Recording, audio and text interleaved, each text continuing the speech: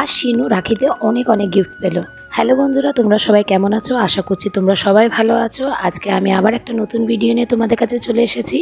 আজ 9ই আগস্ট, রাখি বন্ধনের দিন। তাই সবার প্রথমে সকলকে জানাই হ্যাপি রাখি। আমার আর শিহানের তরফ থেকে আপনাদের জন্য অসংখ্য ভালোবাসা। এটা ছিল শিহানের জীবনের দ্বিতীয় রাখি। এর আগে যখন ও রাখি সেলিব্রেট করেছিল তখন ও ঠিকমতো একটা বসতে পারতো না, তাই সেই সময় খুব একটা মজা করতে পারিনি। কিন্তু এবছরে দেখছি বেশ ভালোই মজা করেছে। এবছরের রাখিটা শিহান নিজের দিদাবাড়ি ঠাকুরবাড়ি দু জায়গাতেই পালন করেছে, কারণ এবছর প্রথমবার ওর দিদা ঠাকুমা দুজনাই ওকে রাখি পরিয়েছে। এছাড়া গত বছরের মতো দুই দিদি ওকে এবছরেও রাখি পরিয়েছে। আচ্ছা, আমার মাকে তো আপনারা আগের ভিডিওতেও দেখেছেন, তাই ওনার সাথে আর আলাদা করে কোনো পরিচয় করিয়ে দিলাম না। তবে এই তিনজন নতুন মানুষকে আমি আপনাদের সাথে পরিচয় করিয়ে দিতে চাই। ইনি হলেন আমার বড় বৌদি। আমার থেকে বড় দুজন দাদা রয়েছে, ইনি আমার বড় দাদার স্ত্রী। আর এই দুটো পুজো হলো শিহানের দুই দিদি, আমার দুই ভাইজি।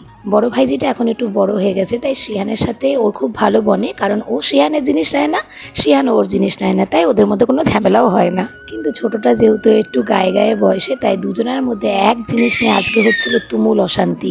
মানে পিহু যেটা নিয়ে খেলবে, শিহান সেটা নিয়ে খেলবে, কিন্তু একে অপরকে কেউ নিজের জিনিস দেবে আর না।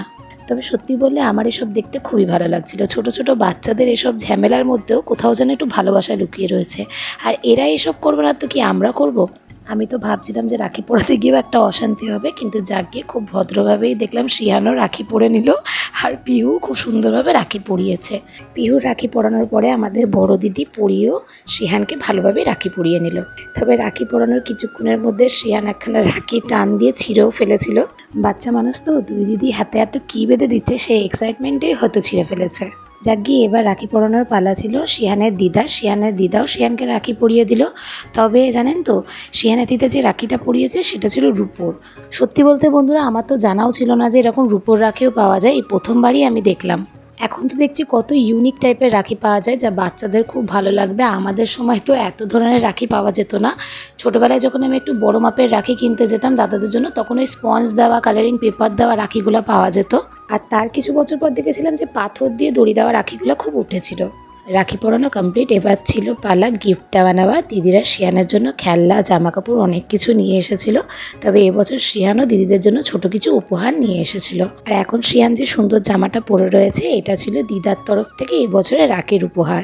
আজকে দুপুরে খাবারটা দিদা বাড়িতে সেরে আমরা শিয়ানকে নিয়ে চলে গেছিলাম শিয়ানের ঠাকুমার বাড়িতে, যেখানে শিয়ানের ঠাকুমা শিয়ানকে শেষ রাখিটা পরায়। শিয়ানের দিদিদের দেওয়া নতুন জামা কাপড়টা পরিয়েই ঠাকুর বাড়িতে শিয়ানকে নিয়ে এসেছিলাম। এখানে শিয়ান ঠাকুমার হাত থেকে রাখি পরলো। আমার দিদাকে আমি কখনো দেখিনি, কারণ আমার মা যখন অনেক ছোট ছিল তখনই তিনি মারা যান। তা দিদা ঠাকুমা দুজনের হাতে রাখি পরার সৌভাগ্যটা যে আমার ছেলের রয়েছে, এটা আমাকে খুবই আনন্দ দেয়।